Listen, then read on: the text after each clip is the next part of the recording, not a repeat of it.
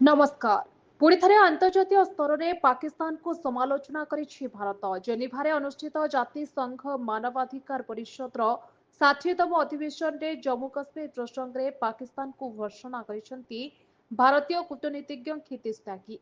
प्रथमे पाकिस्तानी कूटनीतिज्ञ भारत विरोध में देइथिले उत्तेजनापूर्ण बयान। यापरे मानवाधिकार उल्लंघन एवं आतंकवाद को प्रोत्साहित करने प्रसंग में पाकिस्तान को कड़ा समालोचना करी भारतीय कूटनीतिज्ञ क्षितिज त्यागी कहते जे केबे सुधुरिबनी पाकिस्तान। निज लोकंक उपरे बोमा बर्षाइबारु तांकु मिलुनी फुर्सत। एमिति नकरी बरम लाइफ सपोर्ट सिस्टम रे रहितिबा निज अर्थनीति को ध्यान देउ एवं जेते शीघ्र पारुछि अवैध भावरे माड़ी बसिथिबा पीओके को छाडू। क्षितिज आहुरी कहते जे निरपेक्ष एवं अचयनशील हेबा उचित जातिसंघ मानवाधिकार परिषद। किछि निर्दिष्ट देश उपरे ध्यान देवा द्वारा देश सामना करुथिबा आह्वानरू हटिजिव ध्यान।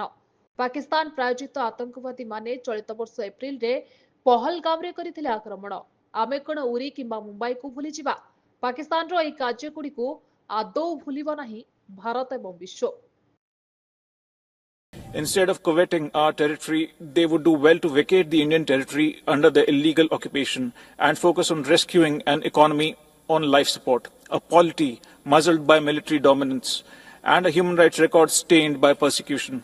Perhaps once they find time away from exporting terrorism, harboring UN-proscribed terrorists, and bombing their own people.